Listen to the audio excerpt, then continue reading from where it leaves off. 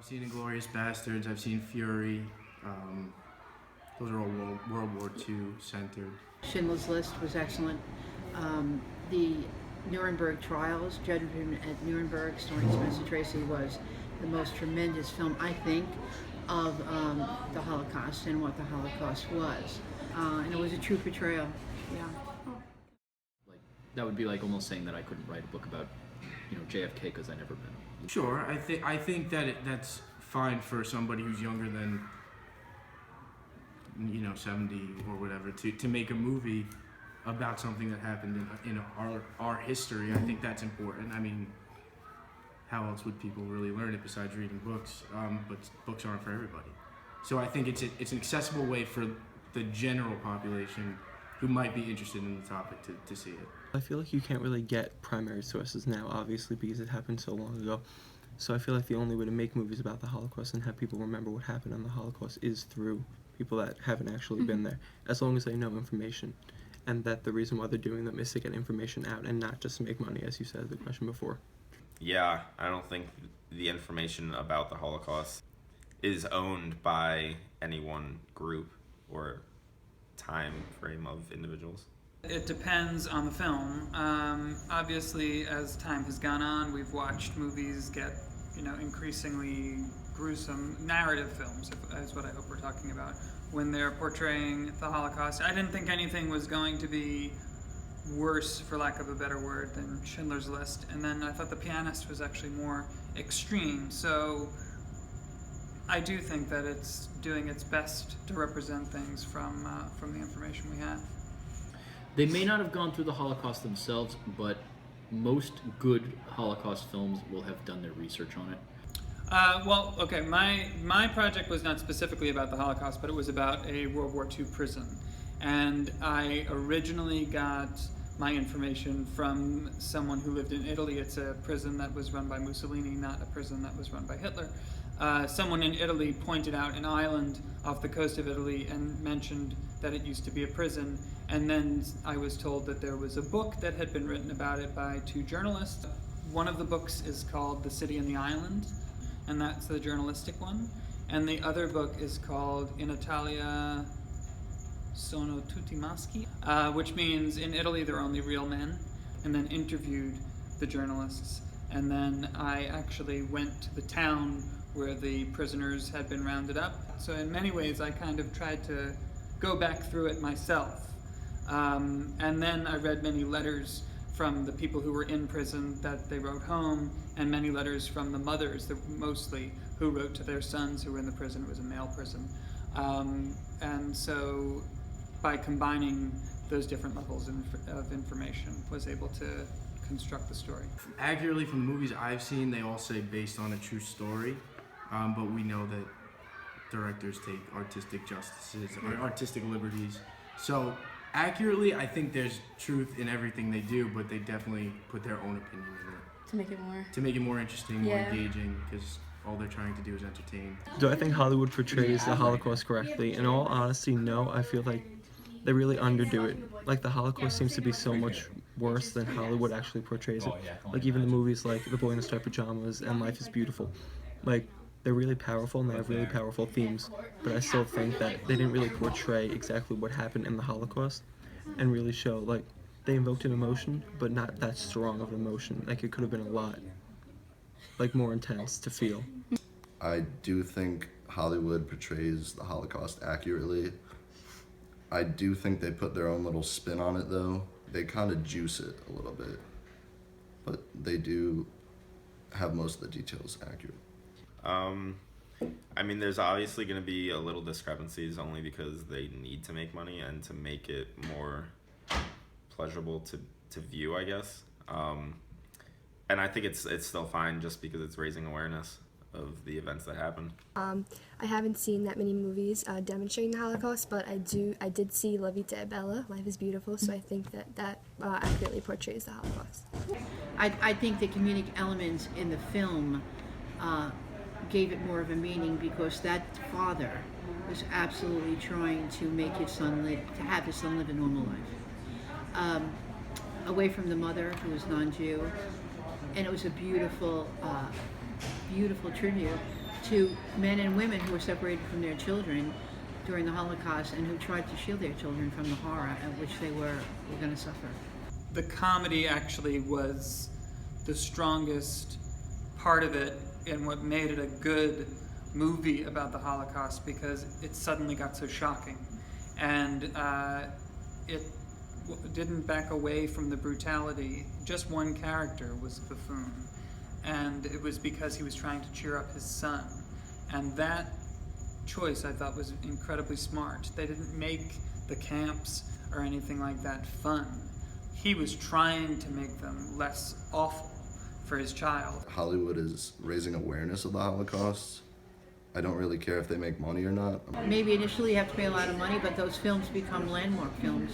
I do think that it's okay that Hollywood makes money off films about any tragic event, because I don't think the primary driving force behind making a film about a tragic event is money. I think that there is also a social conscience to a lot of movies that are made, and that a lot of the filmmakers who are making movies about the Holocaust have either a heritage connection or a personal connection to the material, like Roman Polanski, like Steven Spielberg, so that they aren't just trying to make money, they're trying to tell a story that matters.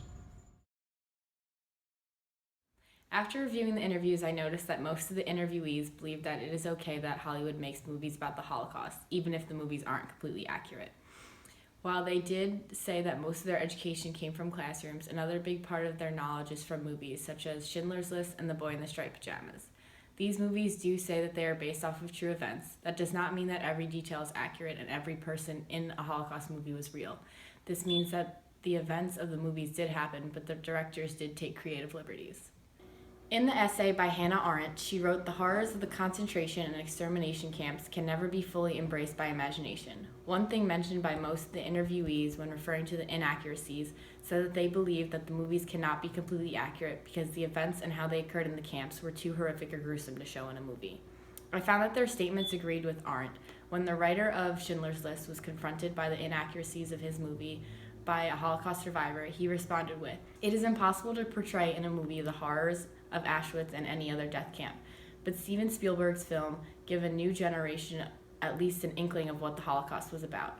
I agree with this because even though the films cannot show the true horrors, they can still educate the viewers. When wondering why Hollywood is so drawn to making movies about the Holocaust, in Rebecca Spencer's Why Hollywood Loves the Holocaust, she stated that people are drawn to watching movies about tragic events like the Holocaust because it gives them a chance to connect with characters and see how they would react in those types of situations. The films help us feel empathy for something that we weren't even alive for by giving us the opportunity to form connections with the characters, even if the characters weren't real. And this helps us further our empathy to those who actually went through the Holocaust. One film that was not the most historically accurate compared to other films is La Vita e Bella. Even though this film wasn't completely accurate, except for the fact that Jewish people were sent to camps and had comedic elements, many of the interviewees said that it was accurate. I believe that the people found this movie to be accurate because they were able to connect with the protagonist, Guido. They were able to understand his love for his son and wife, which I believed helped them connect to him and people who were victims of the Holocaust. When asked about the morality of Hollywood making so much money off this tragic event, most were okay with it because it is a money-making business, and they are using the power to spread awareness about the Holocaust, which I agree with. As a TV major, I found that the Holocaust films are as accurate as they can be and do a great job of making people aware enough of the tragic event in history. I teach American history, and it's in one chapter in our book. It's briefly covered in World War II, but not enough. I bring in more information about it, but it's not. It's like a section in the textbook. I feel like since there are a lot of things that they teach us about, they kind of just give you like a general overview of like what happened, and they say this is bad and why it shouldn't happen again. And, like, I teach AP Euro, right, which is European history from 1300 to the present. And it's not like you have just, history, Holocaust, and then everything after. What we've done in the AP course is, you get elements of the Jewish history and Jewish movement leading up to it. So the Holocaust is really the extenuation of anti-Semitism, which has been around since the 1300s. And what you see is that in an AP course, what you see is that in various different times and places and under certain situations, that anti-Semitism rears its head time and again. So I feel like I got most of my information from school, because obviously you're going to focus on it in like U.S. history, you know, world history, because it happened, like it affected the majority of the world. But I did get some information from movies like Life is Beautiful, The Boy in the Striped Pajamas, Schindler's List, movies like that, Sophie's Choice, that type of stuff. Did your schools make you read any of the books like Diary of Anne Frank, Night, or Number of the Stars? No, Yeah. actually none of them. Oh, wow. None of those books, and any books, honestly, about the Holocaust, and I feel like they should have. I read the Diary of Anne Frank in elementary school, so I got information from that. In school, we basically covered a little bit briefly about it, but most of it was from the movie and Life is Beautiful. From classes that I've been through throughout high school, mostly. Did they make you read any books or No, about it? No. I did not read any books. We had to do like a project when we were younger, and I read the book Who is Anne Frank? From school and reading. What books did you read? Do you know? Anne Frank's diary, Book Thief. We didn't learn about it in school yet, so most of my information I have learned either on my own from reading books or watching movies. I learned a lot about it in school, mainly. I did take an ethics class when I was in high school, so we watched documentaries on it. I do think it's covered in the curriculum, but I don't think they go into depth because they have to cover a lot of different things at the same time. They're trying to teach us more about the first history of America, like how it all began, and then the Holocaust is like more after it. Even when I looked it up in the textbook, it was like a small paragraph about, like, the whole section was World War II, and it was just a small paragraph about what it was, so it's not really a big deal. I think that the history that we teach is very American view oriented, and I think that it's important for students to get a more diverse view. We weren't the only ones in World War II, we weren't the only ones who witnessed the tragedy, so I think when we teach it from a strictly American viewpoint, which we tend to, that could be a disadvantage. We weren't really required to read anything, but I did watch Schindler's List, the movie. I didn't read any books. From class and like textbooks. I guess. Did school make you read like any specific books about it? Not that I can remember. I definitely feel like it would depend on where you're living. I lived in an area that was generally very Jewish. There's a high percentage of Jewish people in my town, so we would learn a lot about it in public school. But I assume if you're in a school that's not as diverse like that, or if you're in a school that focuses on a different religion, you might not get that same experience. Most of my information about the Holocaust came from Judaic school. Like, I went to Jew school for basically, I'd say 13 years of my life. And then I also took a genocide course in high school.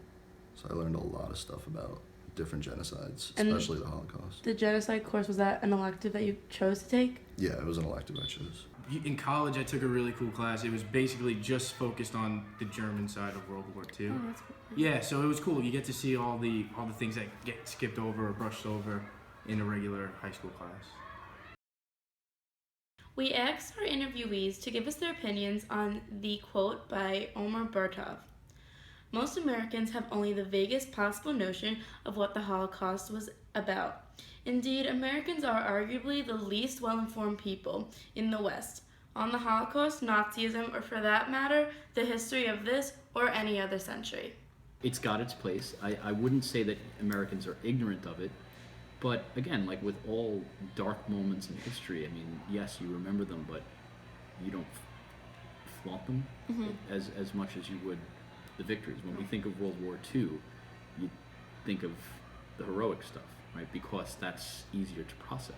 We are pretty uneducated about a lot of events that happen outside of our country. Again, I think that we have a very American point of view when we do our education system. And if you don't further your education outside of high school, I feel like you're getting the same story over and over again. I know that we're not on textbooks anymore, and we're on more primary sources. I do think that quote is true. Americans don't understand. I feel like how bad it was.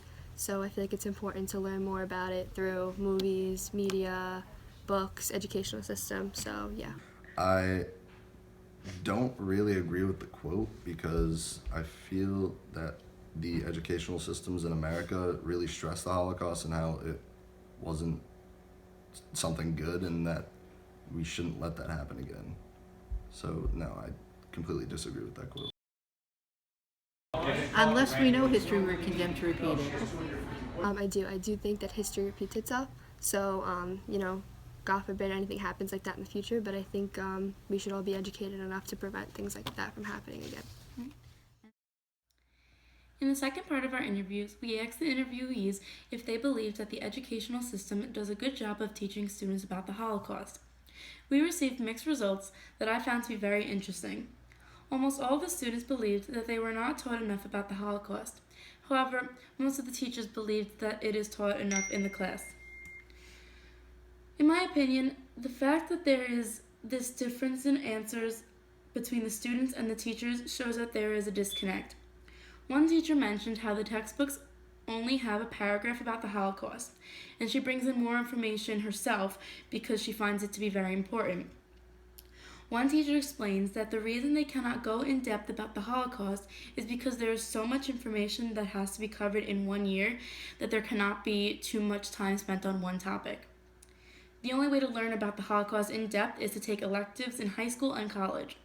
The only students that did agree with the teachers were 2 students who lived in areas that had high Jewish populations. One of these students learned most of his information about the Holocaust from Judaic school.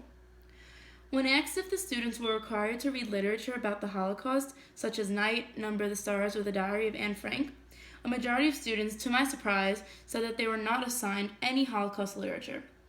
Furthermore, students took it upon themselves to learn about the Holocaust on their own time by reading these books at their leisure.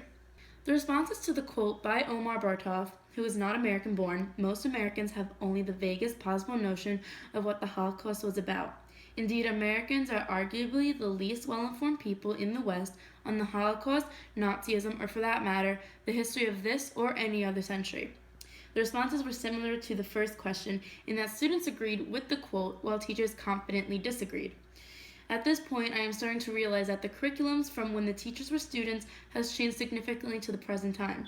For that matter, the curriculum has significantly changed from when I was a student in the same grammar school as these students. When I was in grammar school, I distinctly remember being assigned to read the Diary of Anne Frank and Number the Stars. Every single interviewee agreed that it is very important to teach students about the Holocaust. According to the United States Holocaust Memorial Museum.org, it is very important to learn about the Holocaust because it helps students understand the roots and ramifications of prejudice, racism, and stereotyping in any society. Also, it stated that the education helps teach students how a government could allow a tragic event from occurring. One teacher made a comment that the educational system is very American-based when teaching about the Holocaust, meaning that students are only really taught about the influence of America on the Holocaust in World War II. In Andreas Hausen's article, he mentions Holocaust historiography, archives, witness testimony, documentary footage, all have collaborated to establish a hard core of facts, and these facts need to be transmitted to the post-Holocaust generation. I believe that if the curriculum incorporated all of these archives, then students would get a clearer image of what the Holocaust actually was, as opposed to the American textbooks. A current issue in the United States with the results of the election are whether something like the Holocaust could happen again. In the article, Trump's election triggers old nightmares for Holocaust survivors in America, a Holocaust survivor discusses the similarities she sees in Germany during World War II and America now. She is very unnerved and is in disbelief that something she thought would never happen again is starting to rise. When asked if education is necessary to prevent similar tragic events from occurring, all the interviewees were very confident in saying that it is necessary to prevent reoccurring events. According to United Nations Educational, Scientific, and Cultural Organizations, UNESCO encourages member states to develop programs that strengthen a culture of prevention and foster understanding of the causes and consequences of the Holocaust and how genocide can happen so that young people can become more aware of the processes that lead societies to descend into violence. Overall, I have come to the conclusion that the current curriculum does not go in depth enough when teaching students about the Holocaust.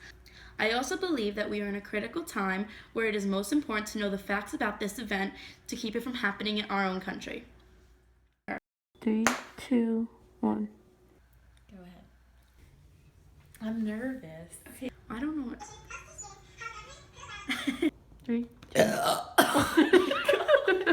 Be fine, and then I'll also. It's so cold. In the essay by Arend.